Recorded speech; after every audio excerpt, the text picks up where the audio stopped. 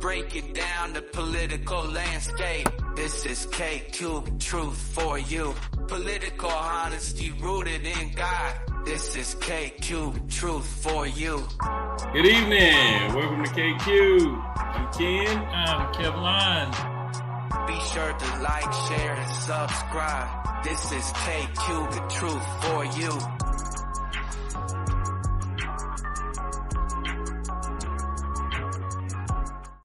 Break it down to... Welcome to K Cubed, everybody. Welcome to K Cubed. I'm Ken. I'm Kevlon. We are back again, coming to y'all from the mean streets of Montgomery, Alabama, where literally ain't nothing going on today. We just chilling. So we're going to spend this time with you going over what is obviously something that's important. The upcoming election. This, you know, is our number one topic. And people seem to have some kind of selective amnesia going on these days, Ken. Yeah, they forget all kinds of good tidbits of information about, election interference, trying to freaking overtake an election, and raw incompetence. Infrastructure week. That's another good one. Yeah, got all about that kind of stuff. Remember the consistent, non-stop infrastructure weeks we was having under the previous administration? And then all of a sudden Joe Biden got in there and got her done. Y'all don't remember that. Yeah, so I do have a bunch of my Afro maggots that'll tell me just how wonderful things were during the Trump administration. I think it was because they got that one check. Yeah, it was that PPP EEE loan they got. And not the PPP, it was the COVID relief.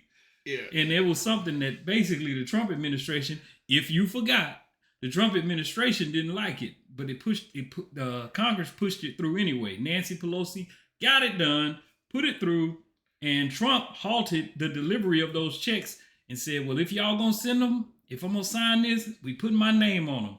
And sure enough, he put his name on it, and that had everybody fooled to think it was something Trump did. Well, actually, Trump fought it tooth and nail the whole step of the way, but they got it through anyway. That's right. What happened. Go and look it up. Don't take nothing we say seriously. Go and look it up and verify for yourself. But we do have some clips for you to remind you of what was going on back then. And we are going to play them. All right. Check it out.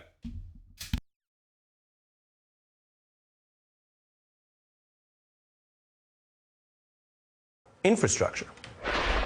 We're here today to discuss the urgent need to rebuild and restore America's depleted infrastructure. It is also time to rebuild our crumbling infrastructure. Our infrastructure will again be the best in the world. We used to have the greatest infrastructure. Well, we're going to get infrastructure. Infrastructure is the easiest of all. We're very well on our way. The easiest. This week, Trump's heading to Ohio to promote a plan to... Yeah, we tried. Yeah. And typically, as I understand it, those infrastructure problems would pop up. He would have infrastructure week every time some news story would drop about his stuff. You know, like it nefarious thing when they found out Michael Cohen was getting ready to go down for the Stormy Daniel payments that, you know, then all of a sudden it was infrastructure week. Well, this video is going to illustrate that. We're going to check this next video out here. Yeah, it was all kinds of craziness, man. Hit the volume over there on the screen. Yeah. I'm wondering if the president... Is it infrastructure? Yeah. Secretary Chao kicked off Infrastructure Week with an event with the U.S. Chamber of Commerce this morning. This is CNN Breaking News. Breaking news, stunning reports that President Trump shared highly classified information with the Russian foreign minister. Infrastructure Week continues. We're actually calling it Infrastructure Week in this administration, and today I have the honor to kick off our very first summit focused on infrastructure. This is CNN Breaking News. Breaking news tonight, James Comey's gripping and incriminating testimony under oath portraying President Trump as a liar. We call it Infrastructure Week. We're working very hard to reduce the permitting and approval process on major projects. Tonight, 100% willing to testify President Trump accuses James Comey of lying under oath and says he's willing to go under oath himself. My administration is working every day to deliver the world-class infrastructure that our people deserve and, frankly, that our country deserves. But you also had people that were very fine people on both sides. Tonight, President Trump stuns even members of his own staff, repeating his belief both sides were to blame for the violent protests in Charlottesville. We're here today to discuss the urgent need to rebuild and restore America's depleted infrastructure. New scrutiny over the Rob Porter scandal. Michael Cohen personally paid the porn star $130,000. We're going to get this infrastructure going. Another member of President Trump's cabinet under scrutiny for reportedly getting low-cost housing that's connected to an energy lobbyist. So I know people like to joke it's Infrastructure Week again. I'm very happy that it's Bipartisan Infrastructure Day anyway.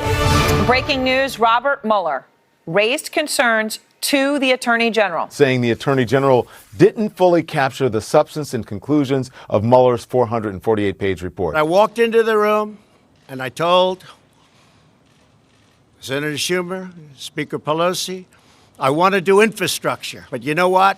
You can't do it under these circumstances. Well, my goodness. Now that was rich. That was very rich. Yeah, when it was happening, I didn't really notice it was happening until they went back on the timeline and showed you how that thing was breaking down. That's pretty doggone damning stuff right there. Yeah, it's total incompetence. I mean, it was all for show. Everything that Trump does is for show. He's like the man behind the curtain in The Wizard of Oz, except he's got a bad hairdo. And some silver shoes on. And he smells like... smells like sulfur 8 and old potted meat. He promises the world and delivers nothing. Now, he did deliver a lot of huge tax cuts to a bunch of rich people, so we can't just say nothing. There's something that he delivered. Yeah. Now, and he did put his name on those checks we talked about. So had to do that. Now, and just a little bit of reality. Under Biden, we actually did have an infrastructure week. Finally. Yes, sir. Finally. Now, Biden's plan was $1 trillion, and it didn't take him long to do it. He did it with a shoestring Congress. He had like 4 or 5 majority in the House and 1 or 2 majority in the Senate. But you know what they did? They pushed it through. Efficiency. They actually did some things that are going to help this country, not just now, but long term. The largest single climate investment in history by any country, as well as the biggest investment in infrastructure since the highway project back in, who was that? Eisenhower or FDR, one of them. Yeah, way back, right after the Great Depression and all that good stuff. Yeah, and this isn't just no fluff, okay? You're talking about jobs. A lot of my Afro-Maggot friends, we got all these jobs. Those jobs are just replacements for what we lost during COVID, and Biden didn't do anything to get these jobs here. Well, actually, this plan did a lot of work to get us a whole lot of jobs. Let me just show y'all. They have a nice little... I think it's on the next list. Huh? To the next chart. Next screen. Next screen. Yeah. Oh, yeah. Let's go through this fact sheet here and look at some bullet points.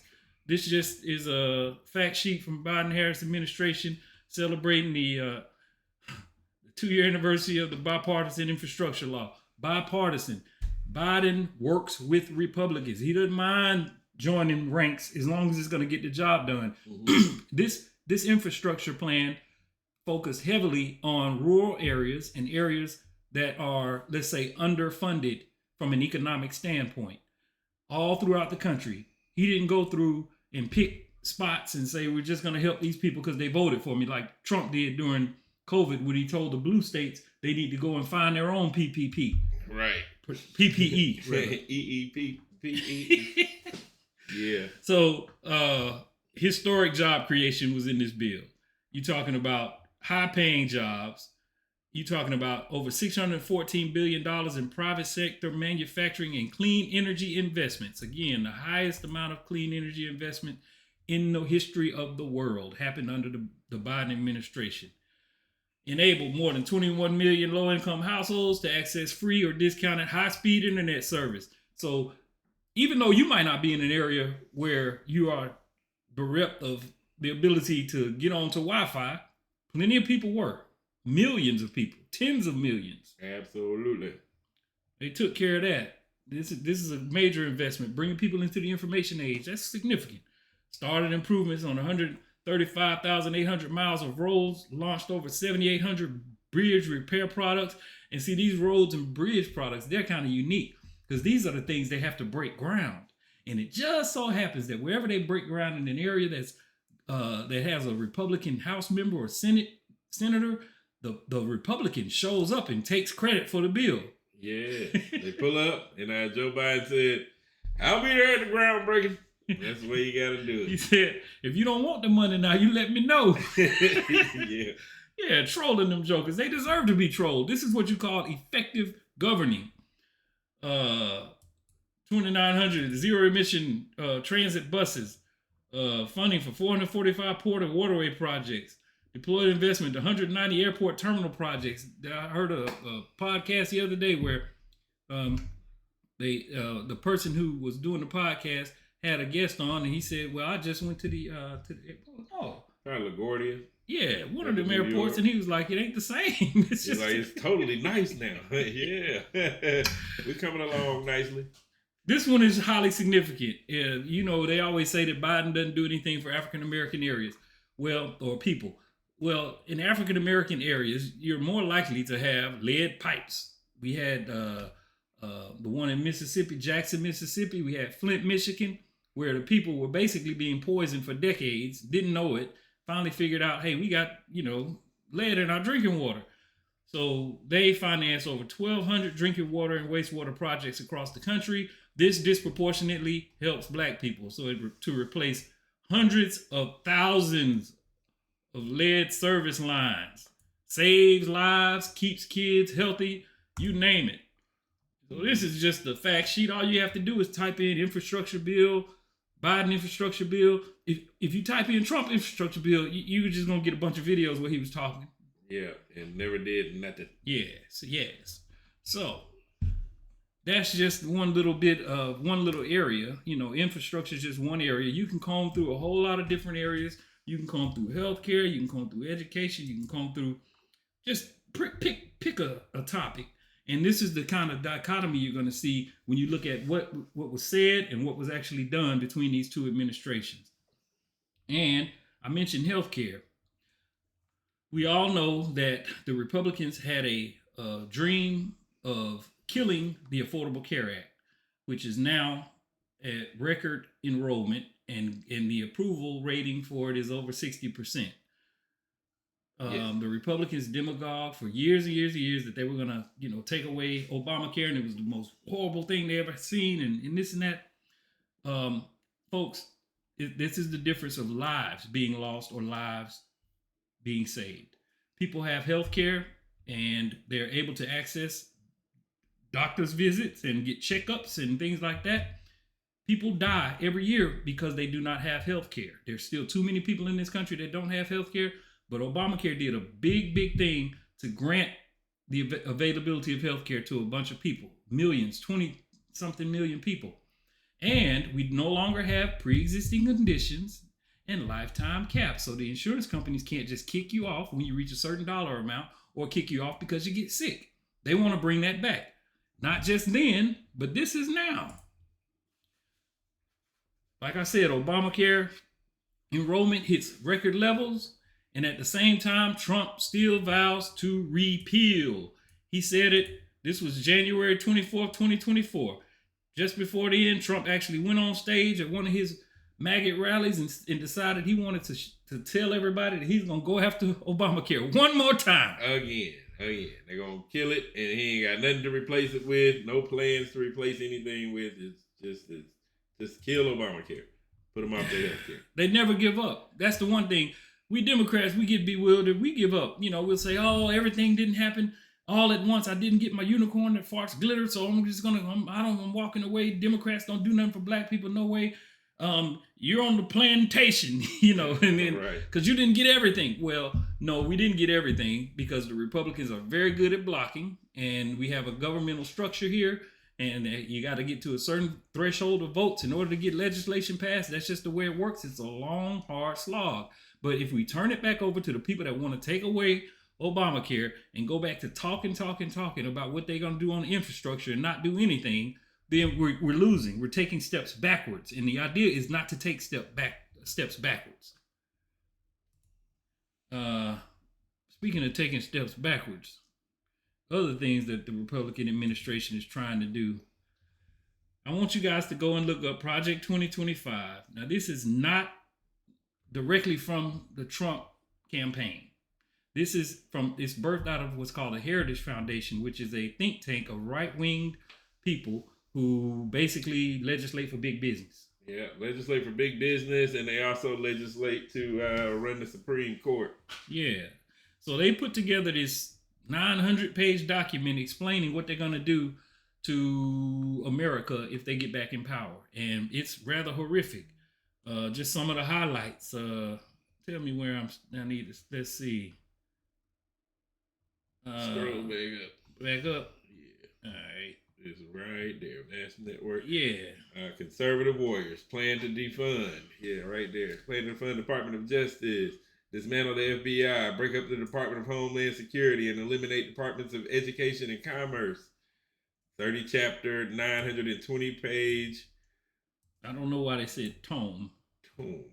The president would have complete power over quasi-independent agencies such as the FCC, Federal Communications Commission. They've enforced the rules for television and internet. He already talked about coming down hard on what he calls left-wing media organizations like MSNBC and all of that. And Fox News, he said, and Fox Yeah, News. You yeah. want to shut them down too. They're not quite right-wing enough for him. Yeah. Even though they lied like crazy and got sued trying to drum up election lies on Dominion, they had to pay a record defamation suit, but they're still not right-wing enough for him. They want to ensure that what remains of this slashed-down bureaucracy is reliably MAGA conservative. In other words, they're going to purge the federal government and put in a bunch of Donald Trump sycophants so that they will allow him to complete what he tried to do on January 6th. Because if it wasn't for just a few people here and there, we probably would have lost our democracy then. But they're going to come back, and they're coming back stronger, y'all. Yep. Be aware, be on the lookout, because that's exactly what they're coming to do. When they come back this time, they're going to take over. They're going to take completely over, and he's going to have all his brown shirt sycophants in there doing their thing. Yep. Getting us back, keeping him from being prosecuted. He's already got the Supreme Court set up. Now all he has to do is steamroll the rest of this stuff, and all it takes is him getting elected. And then he's completely off the hook for all his crimes, and life's going to roll on for Donald Trump, baby. Yeah, and keep in mind, even Mike Pence decided that he couldn't even endorse Donald Trump, let alone, the hundreds of other former Trump administration officials, all of the best people, as he said. They all are anti-Trump, the vast majority of them. So he's going to have to start from scratch, and he's going to build up a new organization of sycophants. And buddy, they're not going to look back. They're not going to care about governing. They're not going to care about the rule of law. The only thing they're going to care about is what does Trump want? Let's get it done. Right. We don't need that in America. We don't need fascism over here, baby. So just keep in mind, y'all, we speak to you because we care. We do not want to see this thing fall apart. We are on the knife's edge right now, teetering on the brink. And all we need to go over into the land of fascism is to just put Donald Trump in there one more time.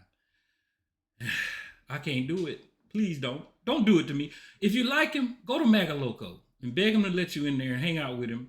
And maybe you can sift through a few documents. Who knows? Yeah. But just don't foist them upon me. I don't want to deal with this no more. So, last thing, I just want to remind y'all, he has all the best words. Nation, anywhere in the world, We are a nation that just recently heard that Saudi Arabia and Russia will be reducing. Thank you so much. Yeah. Thank you so much, Benedict Donald. You're such an eloquent speaker. Can you run that by me one more time? Heard that Saudi Arabia and Russia will be reducing. Thank you, Benedict Donald. Thank you so much, Benedict Donald. I Thank you for your appreciate fortitude or lack thereof. All righty. Hey, it's been real. Hopefully it's been enlightening to you people, all of my people, all of the people. Everybody. We love everybody. We just don't want to make some kind of collective mistake that's going to destroy the country. Love you. Love you. Be easy. Peace. Y'all will get the song the next time.